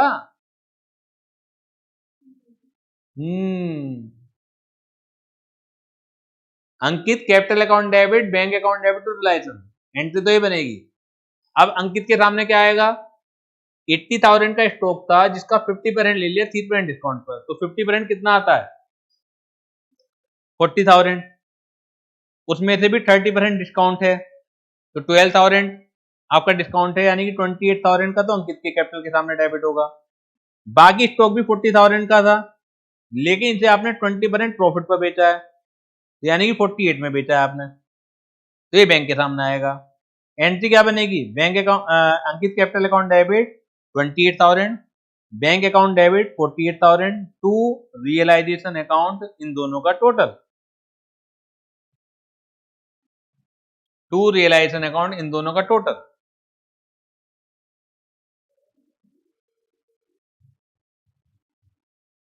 क्लियर है? अब मुझे लगता है कि एंट्रीज में तो गलती नहीं करोगे, लेकिन अभी भी कुछ कुछ मिस्टेक आपकी अमाउंट में तो हो ही रही है, अब वो तो आपको सुधारनी पड़ेंगी। मैंने अपने लेवल पे तो काफी प्रैक्टिस कराई दी इन चीजों की, बाकी की भी करके देखिएगा, कोई दिक्कत हो मेरे पूछिएगा, ठीक है। जो मेन फंडामेंटल है वो मैंने आपको बता दिया, उसी फंडामेंटल को हम आगे भी कंटिन्यू रखेंगे, उसी फंडामेंटल को। ये छोटे छोटे टॉपिक मैंने दे रखे हैं, payment of external liabilities, when a partner agree to settle a liability, settlement of unrecorded liability, तो ये दे रखे हैं आपको, ठीक है। अब हम प्रैक्टिस कर लेते हैं यहां से, वो सेल्फ पढ़ने के लिए है कि कभी भूल जाओ, लेकिन लॉजिक अगर भूलोगे ना तो वहां से याद करना बड़ा मुश्किल है, ये भी ध्यान रखिए। वो तो केसेज हैं अलग अलग। लॉजिक एक बार घुस जाता है तो कुछ केसेस की जरूरत ही नहीं है मुझे। केसेस को कितने याद कर लोगे आप? Bank loan 2,50,000 was paid along with interest of 18,000, बताओ। Bank loan 2,50,000 was paid along with interest 18,000। Very good. कितना अमाउंट?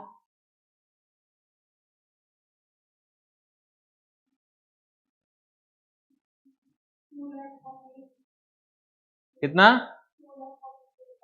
2,32,000। कैसी बातें करती हो भैया? 2,68,000। इंटरेस्ट कौन देने आएगा भाई? और देने को तो छोड़ो, घटा दिया तुमने। कोई तुमसे कह रहा है कि बैंक लोन भी दो और 28,000 रुपए का इंटरेस्ट भी दोगे तो कितना देना पड़ेगा तुम्हें?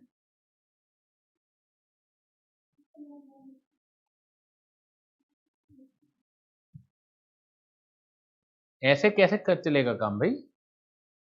इसका तो कोई मतलब लेना देना डिसोल्यूशन से भी नहीं, अमाउंट निकालने का। तो तुम तो बैंक की लुटिया डुबो दोगी। Creditor 40,000 payable after 2 months settled at 10% per annum discount. क्या मतलब निकलता है इसका?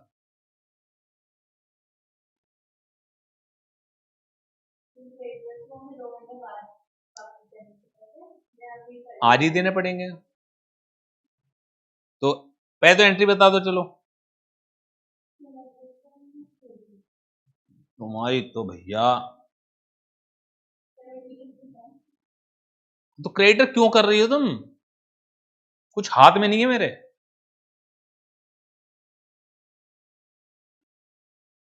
नया नाम खोल दिया तुमने क्रेडिटर पे दोबारा से। ऐसी गलती क्यों बार बार कर रही हो तुम? अरे ये दो तरीके से गलत है। क्रेडिटर को क्रेडिट करोगे तो और बढ़ेंगे। जब तुम पेमेंट कर रहे हो तो घटने चाहिए, बढ़ने चाहिए। अगर तुम नॉर्मल भी एंट्री करती इसकी, डिडोल्यूशन को एक तरफ किनारे पे रखो तो creditor account debit to bank होता। तुमने तो क्रेडिटर को क्रेडिट कर दिया। सही सोई थी नहीं सोई थी तुम? कभी सही जवाब दे देते हो, कभी गलत जवाब दे देते हो। मैं अपने आप को मतलब पक्का करता हूं कि नहीं, कॉन्सेप्ट ने सिखा दिया, अब सही जवाब आ रहे हैं, फिर एकदम एक झटका लग जाता है मुझे। नहीं, बुढ़ापे का शरीर है, कहीं हार्ट अटैक पड़ जाएगा मुझे, दिक्कत हो जाएगी। इन्हीं चीजों से पड़ता है बस। जब उम्मीद आपकी खत्म हो जाती है, एकदम झटका लगता है। रिलायंस अकाउंट डेबिट टू बैंक। कोई नाम खोल मत देना तुम अब। गांठ बांध लो, कुछ और गलती कर देना, ये वाली गलती मत करना कि नए नए नाम के अकाउंट खोल रही तुम। ये सीख समझ लो, इस चैप्टर में कुछ भी नहीं है। फिर जो परेशानी आएंगी वो अलग तरह की आएंगी। फिर कम से कम ये वाली परेशानी तो पैदा मत करो। अमाउंट बताओ। 36,000 कैसे आया? तुम बताओ। तुमने तो सीधे 10% उठाया, खत्म। अरे 10% पर एनम है वो, तो 2 ही महीने का तो इंटरेस्ट काटोगी।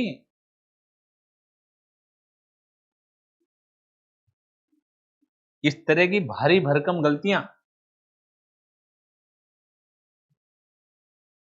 तो रिलायंस अकाउंट डेबिट टू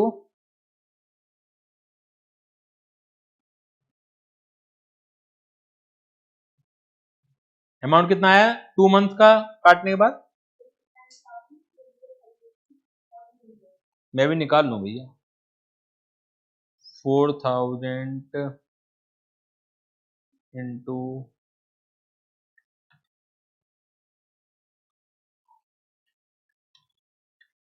39,333। हाँ वही मतलब 39,333। अगली एंट्री बताओ। Creditor 60,000 payable after 1 month settled 5% discount. रिलायंस account debit to bank. Amount बताओ। Creditor 60,000 payable after 1 month, settled 5% discount.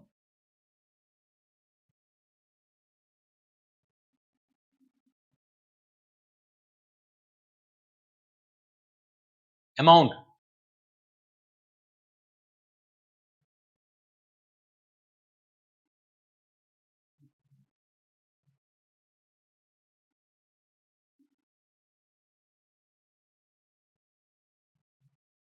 बोलो बेटा, तुम बताओ। दोनों का गलत है। 57 आएगा इसमें।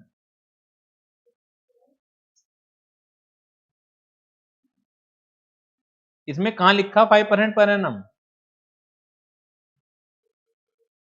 अपने आप ही पढ़ लिया। इसमें तो लिखा हुआ 5% डिस्काउंट पर करा। पर एनम लिखा हुआ है कहीं इसमें? तो फिर पर एनम क्यों कर दिया तुमने?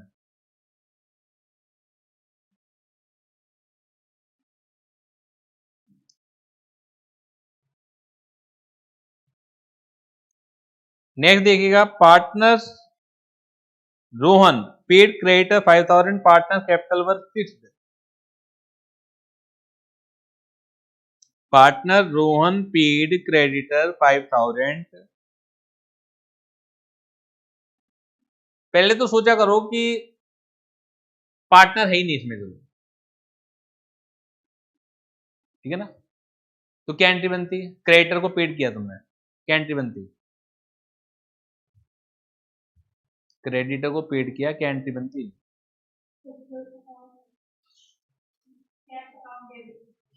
अब कैसे अकाउंट डेबिट टू क्रेडिटर? पैसा आ रहा है तुम पे,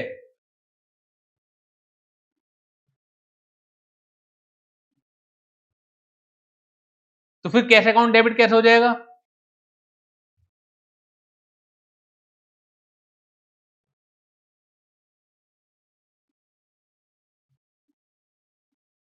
बताओ ना।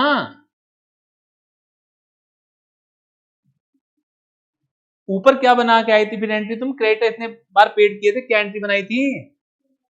फिर अब यहां पर कैसे चेंज हो गई? यहां पे भी तो क्रेडिटर्स को ही पेमेंट हो रहा है, बरो पार्टनर कर रहा है। अरे तुम खुद करते तो realisation account debit to bank होती। अब क्योंकि पार्टनर कर रहा है तो realisation account debit to partner capital account हो जाएगी। एंट्री कब बनाना सीखोगे?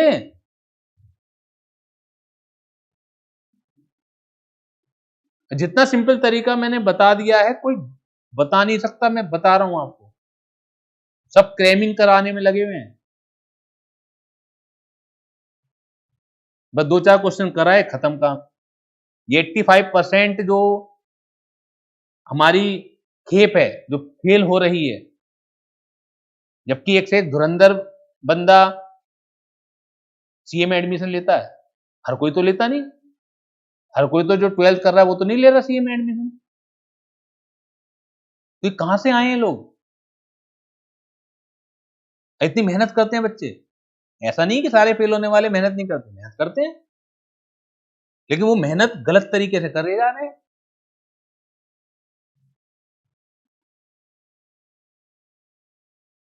बैच के दौरान उन्हें कोई दिक्कत नहीं आती, पेपर उन्हें समझ में आता नहीं, जिनको समझ में आता है वो उसे सही मीनिंग नहीं निकाल पाते। उन्हें लग रहा है कि हाँ हम तो सही करके आए, बस इंस्टीट्यूट ये जो फेल करने में लगा हुआ है। और सारे टीचरों की फौज भी स्टूडेंट का सहयोग करती है। कभी भी पेपर के बाद, रिजल्ट के बाद कोई भी टीचर तुम्हें ये कहते भी नहीं मिलेगा कि बच्चे ने यहाँ कमी करी। सब राजनीति चल रही है, बच्चे की गलती कोई नहीं बताएगा, क्योंकि बच्चे गलती बताएगा तो खुद की कमी पहले खुल के आएगी कि तुमने क्या पढ़ाया था सर जी, तुमने जो पढ़ाया था वही तुम अप्लाई करके आए। हर कोई ये कि इंस्टीट्यूट गलत रिजल्ट दे रहा है, उससे होगा क्या? तुम बच्चों को बिगाड़ी तो रहे हो। तुम सोचिए, आप बच्चों का क्या फायदा?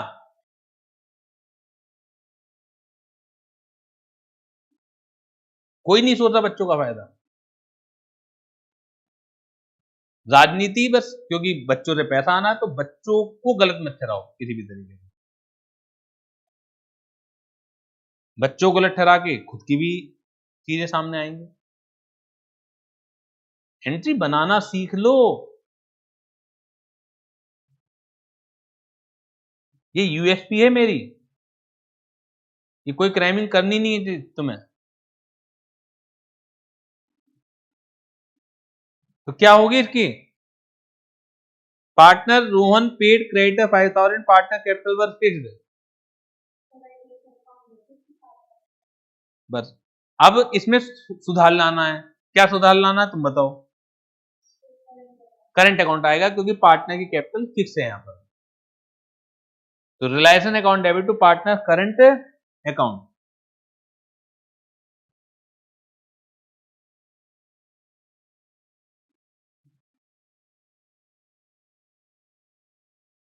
Realization account debit to partner current account.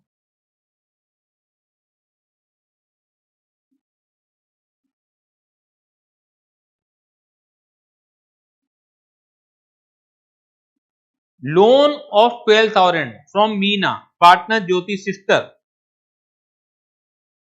Paid by ज्योति।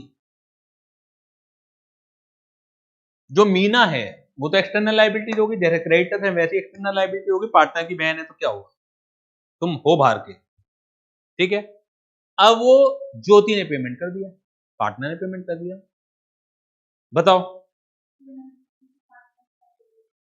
यानी कि Jyoti capital, realisation account debit to Jyoti capital account. जब तक उतनी का क्यों लिख रहे हो? हाँ वो बताएगा ना तुम्हें कि कैपिटल अकाउंट फिक्स्ड है या फ्लैक्चुएटिंग है। अगर कुछ नहीं बताया जाता है, नहीं नहीं भैया कैसे बात कर रहे हो? या तो पार्टनर बदल जाएंगे, ऊपर पार्टनर कुछ और होगा, नीचे पार्टनर कुछ और, हर ट्रांजेक्शन अलग अलग है। तो realisation account debit to realisation account debit to Jyoti capital account 12,000।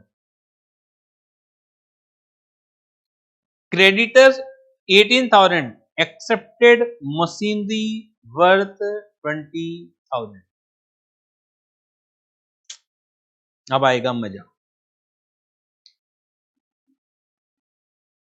अब आएगा मजा। Creditors 18,000 accepted machinery. ऑनलाइन वाले बच्चों तुम बहुत मजे ले रहे हो।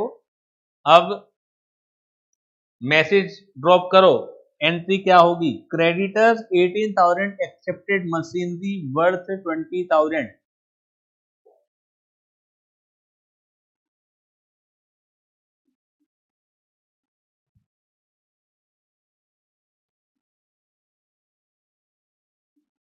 सोचो।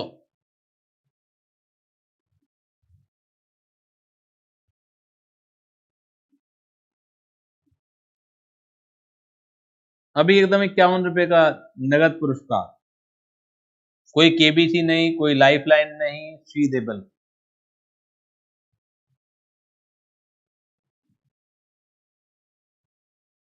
Creditor 18,000 accepted machinery worth ₹20,000।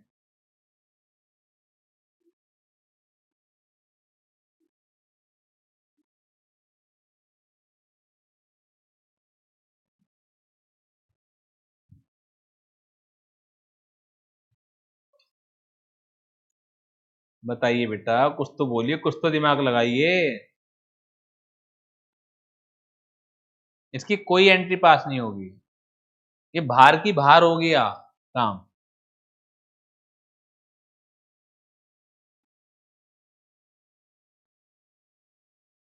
तुम क्रेडिटर को पेड करते तो एंट्री पास होती है, तुम एसेट को रिलाइज करते तो एंट्री पास होती है। ना कुछ गया ना कुछ आया, कहीं रिलाइजेशन यूज ही नहीं होना। ये बुक्स में है भी नहीं अब, ना क्रेडिटर तुम्हारी बुक में, ना एसेट तुम्हारी बुक में। तुम तो राइट ऑफ कर ही चुके हो उसे, कोई एंट्री पास नहीं होगी।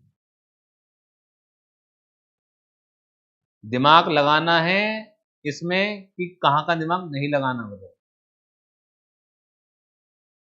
क्यों एंट्री पास होगी? कुछ आया तुम पे, कुछ गया तुम्हारे पास से? मैं बार बार कह रहा हूं, कुछ आए तो रिलायसन, कुछ जाए तो रिलायसन, तो नो एंट्री।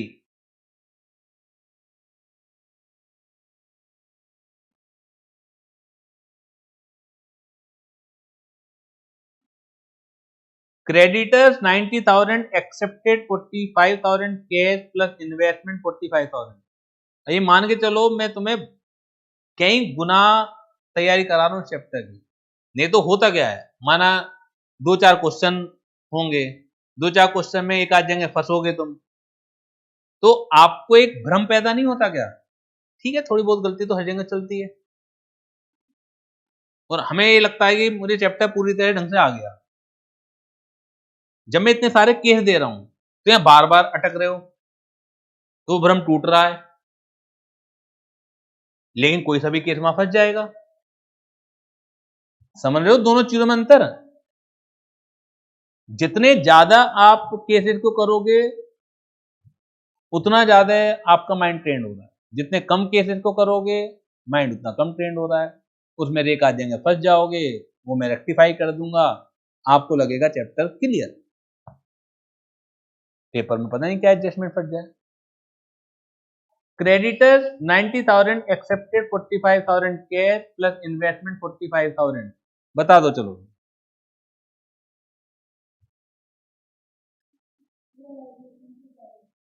कितना?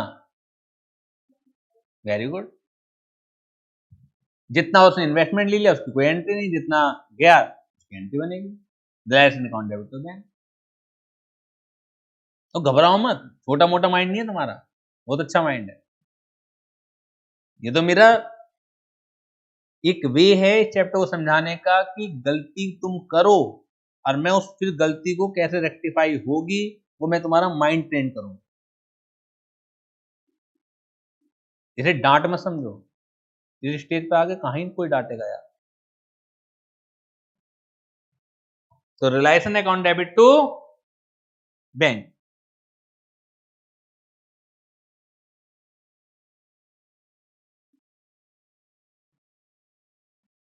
फोर्टी फाइव, बस जितना आया है जितना गया उससे एंट्री पास होगी।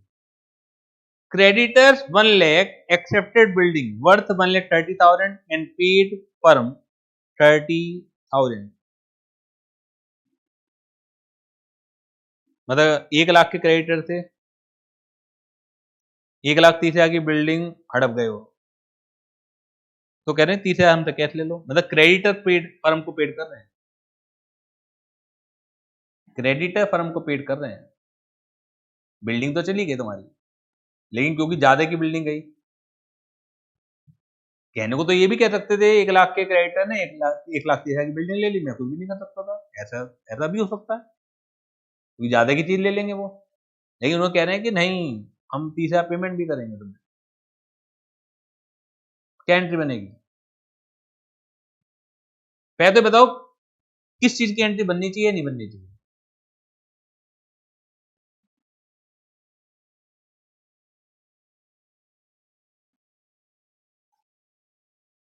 एंट्री नहीं बननी चाहिए, तुम बताओ। 30 की तो बनेगी। ये पैसा आएगा कहां जाएगा? बैंक अकाउंट डेबिट टू, बस 30,000 की बनेगी, जो 31 की बिल्डिंग चली गई खत्म। Bank account debit to realisation account.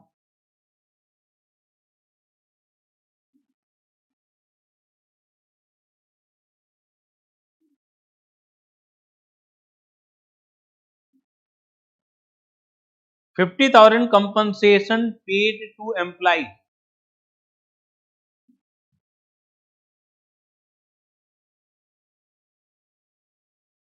50,000 compensation paid to employ.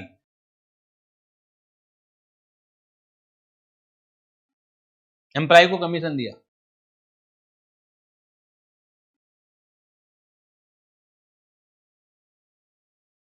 बिंदास बोल डालो।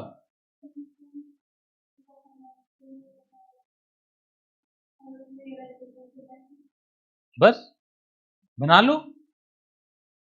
कमीशन का नाम मत यूज कर देना, वो अपराध है तुम्हारे लिए। सबको त्याग दो, बस एक ही परम सत्य को याद रखो, मुझे ऊपर बैठा हुआ है, यहां बैठा हुआ है रिलायंस। तो रिलायंस account debit to bank.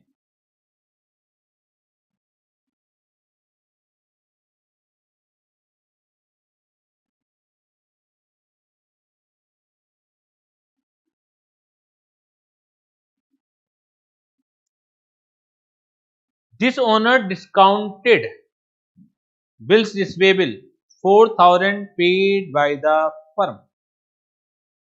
Dishonored discounted bills receivable 4,000 paid by the firm.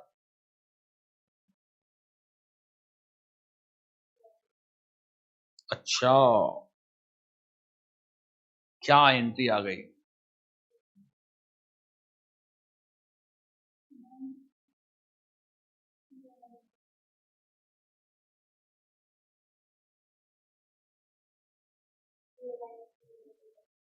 Reliance to bank बनेगी, पैसा थोड़ी आ रहा है, तुमने पेड किया है भाई। और इतना सिंपल है, जब आप डिसोल्यूशन नहीं होते ना, तो आपको एंट्री का इफेक्ट भी समझना था। ये बिल लिखा गया होगा, फिर डिसोनर हुआ, क्या एंट्री बनेगी, क्या सोचे, कुछ मत सोचो, पेड किया ना तुमने। दिमाग लगाओ ही मत भैया, चारपाई पे पड़े हो, दिमाग वैसे भी नहीं, छटिया वैसे जाता है दिमाग। बस गया ना हमारे पास से टू बैंक, वो क्या गया? परम सत्य, रिलायंस। इससे ही नहीं हो सकता जो मैं तुम्हें बता रहा हूं। अब इसमें भी गलती करोगे कि क्या आया क्या गया, ये तो साफ साफ दिख रहा है कि पैसा गया, तो बैंक को डेबिट क्यों कर दिया तुमने? पेड बाय द फर्म का मतलब क्या है? रिलायंस to bank.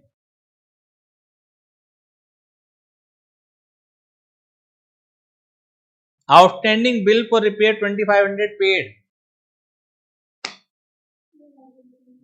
Reliance and debit to bank, बिल्कुल सही है। क्रेडिटर 50,000 के हैं, 15,000 settled by furniture, 12,000 rest got 10% discount.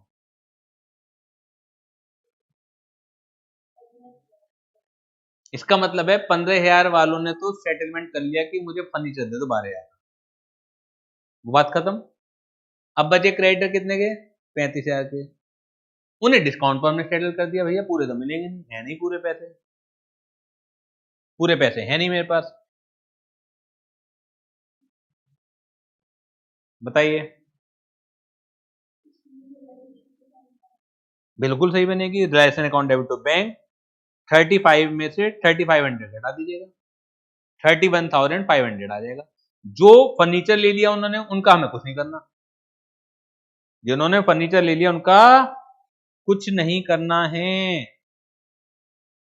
ठीक है। नेक्स्ट बताइए, dishonoured discounted bill 12,000 paid.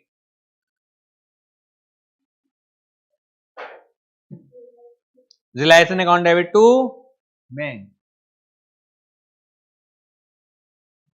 Bills payable 35,000 settled 34,300, बताओ। Bills payable 35,000 settled 34,300।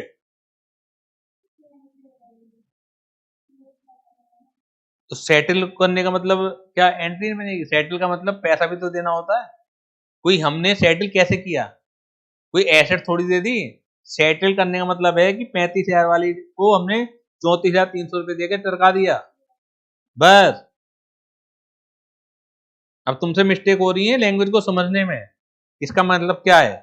Creditor 36,000 took stock 12,000 at 10% discount, rest paid in cash.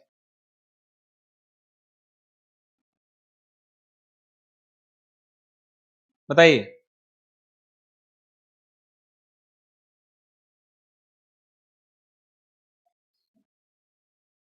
अच्छा, Creditor 36,000 took stock 12,000 at 10% discount. Rest paid in cash.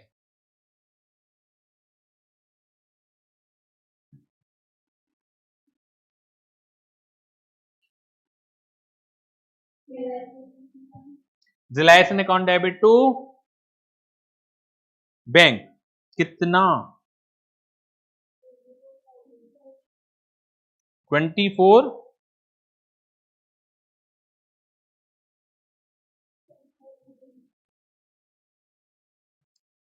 इसका मतलब क्या निकलेगा 36,000 के जो क्रेडिटर थे उन्हें 12,000 का स्टॉक दिया 10% डिस्काउंट में, यानी कि 10,800 का स्टॉक दिया होगा। तो आपके क्रेडिटर 10,800 से कम होंगे और बाकी को आपने कैश पेमेंट किया पूरे 25,200 आएगा इसमें। तुम इसमें ये समझ लो कि 12,000 के तो सेटल हो गए, 12,000 के सेटल नहीं हुए, वो 10,800 के सेटल हुए। इसका मतलब ये निकल रहा है स्टॉक उन्होंने 10% कम पर लिया है, स्टॉक को पूरी वैल्यू का नहीं माना इन्होंने।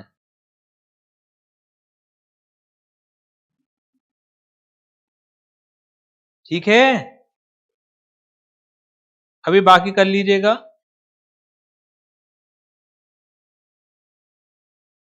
बाकी ये कंप्लीट कर लीजिएगा। काफी तैयारी, काफी प्रैक्टिस मैंने डिफरेंट डिफरेंट सिनारियो में करा दी है। ठीक है, तो आज की क्लास के लिए यहीं तक रखना मैं चाहूँगा। इसके लिए पूरी प्रैक्टिस करके नेक्स्ट क्लास में आइएगा।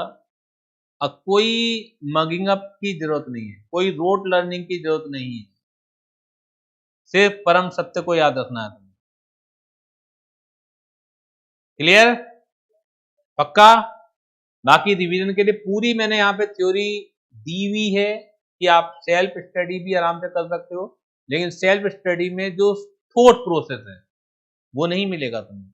वहां तो ये अलग अलग सिचुएशन है कि अगर लाइबिलिटीज का पेमेंट करोगे तो कैसे होगा, अगर लाइबिलिटीज क्रेडिटर्स ने कुछ एसेट ले ली तो क्या एंट्री पास होगी, अगर किसी लाइबिलिटीज का पेमेंट लेने के लिए पार्टनर्स तैयार हो गए तो क्या एंट्री पास होगी। वहां तो केसेस हैं, लेकिन वो केसेस को सोल्व कैसे करना है, एक बार वहां पर सारी की सारी एंट्री को मैंने इस पे छोड़ा हुआ है, सब जगह लिख लीजिएगा, उससे प्रैक्टिस हो जाएगी, परम ज्ञान की प्राप्ति हो जाएगी। ठीक है, थैंक यू।